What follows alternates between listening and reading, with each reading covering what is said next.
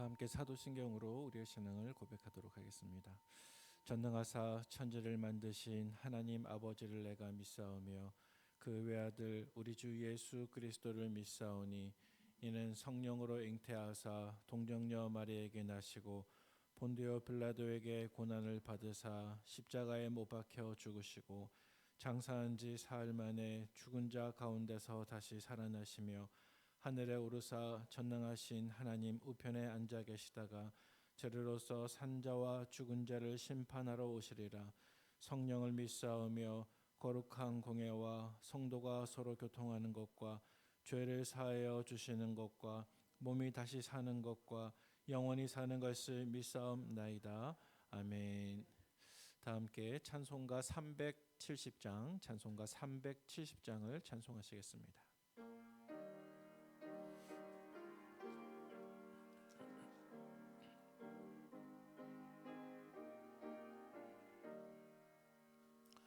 주 안에 있는 나에게 딴 근심 있으랴.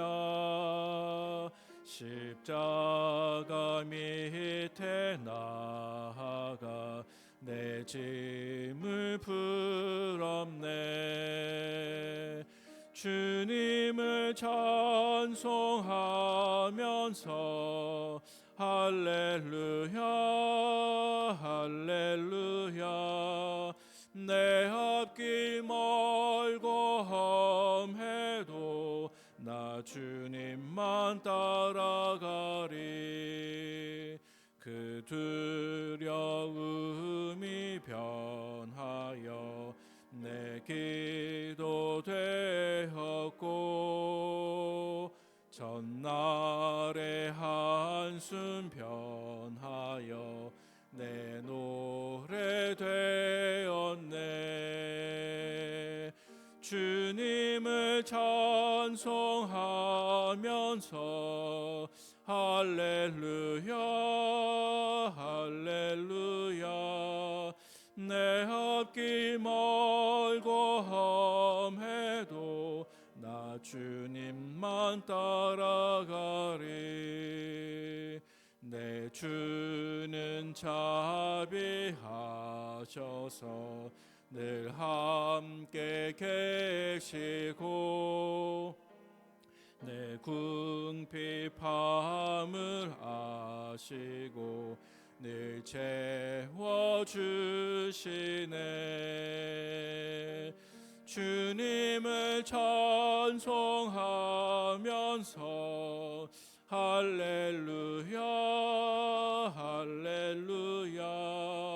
내 앞길 멀고 험해도 나 주님만 따라가리. 내 주와 맺은 언약은 영불변하시니 그 나라 가기까지는 늘 보호하시네. 주님을 찬송하면서 할렐루야 할렐루야. 내 앞길 멀고 험해도 나 주님만 따라가리. 아멘. 하나님 말씀은 빌립보서 4장 1절에서 23절까지 본문 말씀입니다. 신약성경 322면쯤에 있는 빌립보서 4장 1절에서 23절까지 본문인데요. 본문을 조금 줄여가지고 9절까지만 함께 교독하도록 하겠습니다. 그러므로 나의 사랑하고 사모하는 형제들, 나의 기쁨이여 면류가 아닌 사랑하는 자들아, 이와 같이 주 안에 서라. 내가 유오디아를 권하고 순두개를 권하노니 주 안에서 같은 마음을 품으라. 또 참으로 나와 멍에를 같이 한 내게 구하노니 복음에 나와 함께 힘쓰던 저 여인들을 돕고 또한 클레멘드와 그 외에 나의 동력자들을 도우라. 그 이름들이 생명책에 있느니라. 주 안에서 항상 기뻐하라. 내가 다시 말하노니 기뻐하라. 너희 관용을 모든 사람에게 알게 하라. 주께서 가까우시니라. 아무것도 염려하지 말고 다만 모든 일에 기도와 간구로 너희 구할 것을 감사함으로 하나님께 아뢰라. 그리하면 모든 지각에 뛰어난 하나님의 평강이 그리스도 예수 안에서 너희 마음과 생각을 지키시리라. 끝으로 형제들아, 무엇이든지 참되며 무엇이든지 경건하며 무엇이든지 옳으며 무엇이든지 정결하며 무엇이든지 사랑받을 만하며 무엇이든지 칭찬받을 만하며 무슨 덕이 있든지 무슨 기름이 있든지 이것들을 생각하라. 함께요. 너희는 내게 배우고 받고 듣고 본 바를 행하라. 그리하면 평강의 하나님이 너희와 함께 계시리라. 아멘. 하나님께 나오실 때에 10분의 성도님께서 1000번째 예물을 드리셨습니다. 오늘 새벽에는 빌립보서 4장 말씀을 묵상하는 순서가 되겠습니다. 본문은 1절에서 23절까지이지만 본문이 굉장히 길기 때문에 조금 줄여서 1절부터 9절까지 본문만 가지고 말씀을 묵상해 보도록 하겠습니다. 먼저 본문으로 들어가서 1절 말씀을 보시면 사도 바울이 빌립보 성도들을 얼마나 사랑했는가, 한 교회의 목회자로서 또 사도로서 교회를 목양하는 사도 바울의 마음속에 빌립보 성도들에 대한 사랑이 얼마만큼 컸는지를 우리가 1절 말씀 속에서 살펴볼 수가 있습니다. 그래서 상반절 말씀을 잠깐 눈으로 보시면요, 그러므로 나의 사랑하고 사모하는 형제들, 다시 말해서 사도 바울은 빌립보 교인들을 향해서 형제라고 부르고 있죠. 그리고 뒤이어서 나의 기쁨이요 면류가 아닌 사랑하는 자들아 그랬습니다. 여러분, 이 1절 짧은 말씀 속에 도대체 사랑한다, 사모한다, 기쁨이다 이런 표현들이 얼마나 많이 등장을 하고 있습니까? 그만큼 사도 바울의 마음속에는 이 빌립보 교인들을 향한 사랑의 마음이 간절하고 컸다라는 사실입니다. 자, 그런데 이렇게 사랑하고 사랑했던 빌립보 성도들에게 사도 바울이 목회자로서 또 사도로서 한 가지 당부하고 있는 내용이 하반절 말씀에 등장하고 있습니다. 그 당부하는 내용은 무엇입니까? 그것은 바로 주 안에 서라라고 하는 짧은 구절입니다. 그토록 사랑했던 빌립보 성도들인데요, 이 성도들에게 한마디 간절히 당부하고 싶었던 내용이 있다고 한다면 그것은 바로 주 안에 서라라는 내용이었습니다. 자, 그리고 우리는 여기서 1절 말씀 속에서 사실은 빌립보서 4장 우리가 전체를 읽지는 못했지만 4장 말씀 가운데에서 가장 많이 반복되고 있는 한 구절을 1절 말씀 속에서 만나게 됩니다. 그리고 그 말씀은, 그 구절은 바로 주 안에라고 하는 구절이 되겠습니다. 자, 오늘 4장 말씀 속에서 주 안에라고 하는 표현이 혹은 비슷한 표현이 어디 나오는지 한 번만 확인해 보면 좋겠습니다. 먼저는 방금 읽은 1절 말씀에 나오고요. 자, 눈으로 2절 하반절 말씀에 보시면 주 안에서 같은 마음을 품으라, 주 안에서라고 등장하고요. 또 4절 상반절 말씀을 눈으로 보시면 주 안에서 항상 기뻐하라 그렇게 말씀하고 있고요. 또 7절 하반절 말씀에 보니까 주 안은 아니지만요, 그리스도 예수 안에서, 바꿔 말하면 주 안에서 너희 마음과 생각을 지키시리라. 또 우리가 읽지는 않았지만요, 13절 말씀에 보시면 내게 능력 주시는 자 안에서, 다시 말해서 주 안에서 내가 모든 것을 할 수 있느니라. 자, 이렇게 오늘 우리가 묵상하고 있는 빌립보서 4장 말씀 안에는 주 안에서라고 하는 표현이 계속해서 반복되어 나타나고 있습니다. 자, 그러면 사랑하는 성도 여러분, 오늘 말씀 속에서 주 안에서라고 말을 하고 있는데요, 안에 혹은 안에서라고 하는 이 말이 의미하고 있는 것은 무슨 뜻일까요? 예를 들면은 우리 자동차가 어디 있지? 조금 전에 주차장 안에 세워놨잖아요. 이렇게 했을 때 그 안에라는 뜻일까요? 아니면 1시간 안에 이 문제를 다 풀어야 합니다 라고 말했을 때 우리가 이야기하는 것처럼 어떤 한계와 범위를 뜻하는 것이 이 안에라고 하는 말이 가지고 있는 뜻일까요? 사실 우리가 성경에서 주 안에라고 했을 때 그 말 안에 아내라고 하는 구절이 의미하는 바는 바로 예수님이 중심인 사람을 뜻하는 것입니다. 혹은 예수님을 주인으로 모시고 사는 사람을 뜻하는 것입니다. 만약 저와 여러분들이 예수님이 중심인 삶을 산다고 한다면 그 사람은 주 안에 있는 사람인 것입니다. 만약 저와 여러분들이 예수님을 주인으로 모시고 산다면 그 사람은, 저와 여러분들은 주 안에 있는 사람이라는 뜻입니다. 우리가 주 안에 있다고 하는 말은 나는 점점점 작아지고 내 안에 계신 예수님은 점점점 커지는 삶을 사는 것을 뜻합니다. 우리가 주 안에 있다고 하는 것은 우리 마음속에 내 마음이 아니고 주님의 마음 혹은 예수님의 마음을 우리 속에 품을 때 우리가 주 안에 있는 것이 가능하게 되는 것입니다.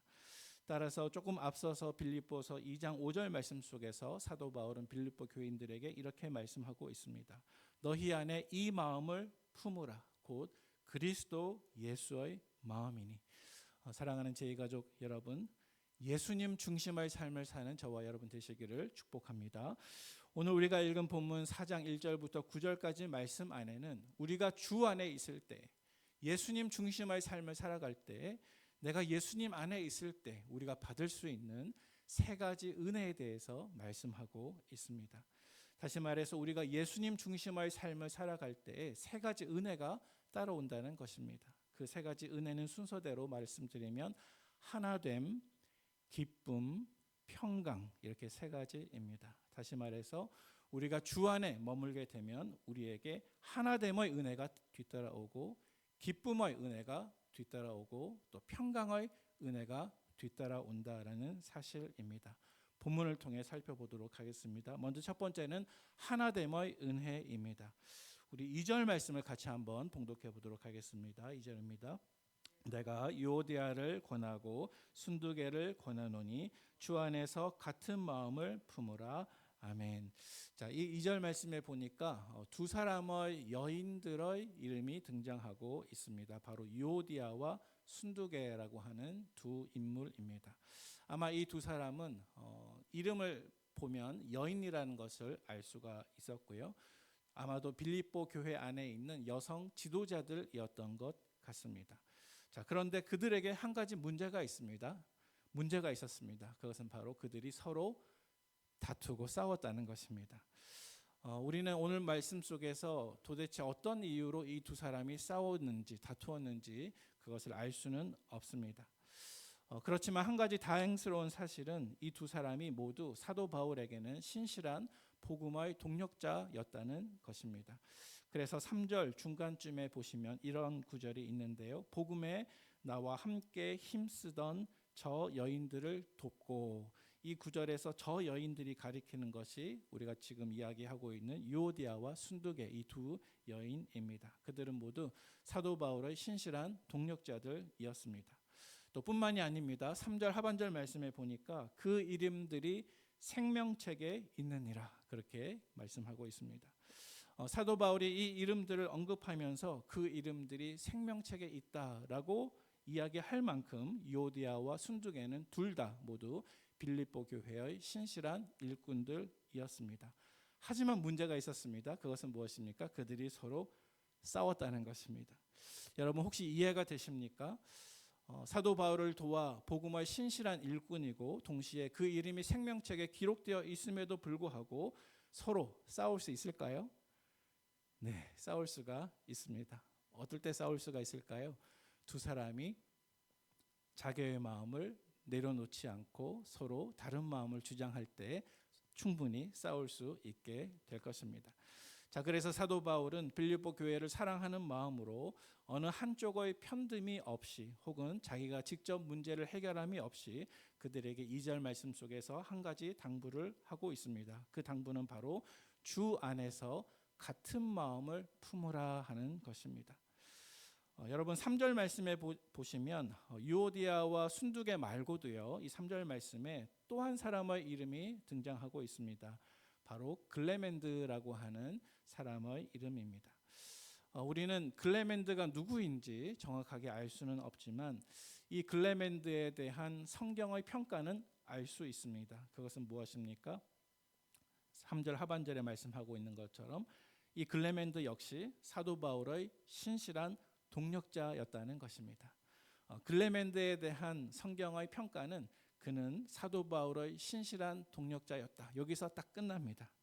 자, 그런데 이와 대조적으로 2절 말씀에 있는 유오디아와 순두계의 삶에 대한 평가는 한마디로 무엇입니까? 그들은 싸웠다입니다. 사랑하는 성도 여러분, 여러분의 인생이 하나님 앞에서 한 줄로 평가되고 요약될 때 여러분들은 어떻게 평가받기를 원하십니까? 유오디아와 순두계처럼 평가받기를 원하십니까? 아니면 글레멘드처럼 되기를 원하십니까?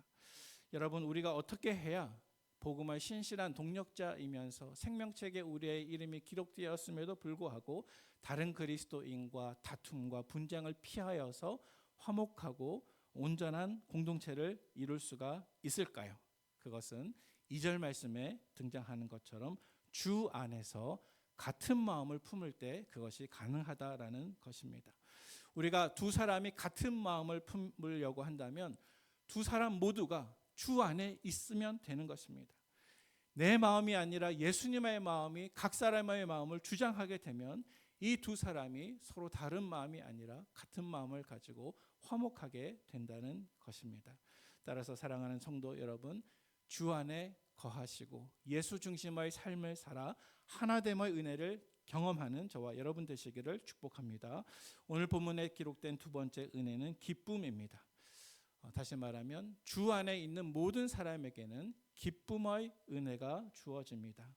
우리 본문 4절 말씀인데요. 우리 4절 말씀 같이 한번 읽어보도록 하겠습니다. 주 안에서 항상 기뻐하라. 내가 다시 말하노니 기뻐하라. 아멘. 자, 여러분, 이 4절 말씀 속에서도 주 안에서가 제일 앞에 등장하고 있는 것을 우리가 볼 수가 있습니다. 그런데 이번에는 기쁨에 대해서 언급하고 있는데요. 여러분, 사실 사도 바울은 지금 로마의 감옥 속에 갇혀 있으면서 이 편지를 썼습니다. 여러분, 지금 사도 바울이 로마의 감옥 안에 갇혀 있을 때 그는 정말 행복했을까요? 어둡고 춥고 주리고 또 차가운 쇠사슬에 몸이 아무 잘못 없이 묶여 있을 때 여러분, 사도 바울은 행복했을까요? 많은 그리스도인들도 때로는 잘못 없이 전세 사기를 당하고 임금을 체불받고 억울한 누명을 써서 소송을 당하고 갑자기 암이 찾아오고 또 예수 믿는 신앙 때문에 가족들의 미움을 받게 됩니다.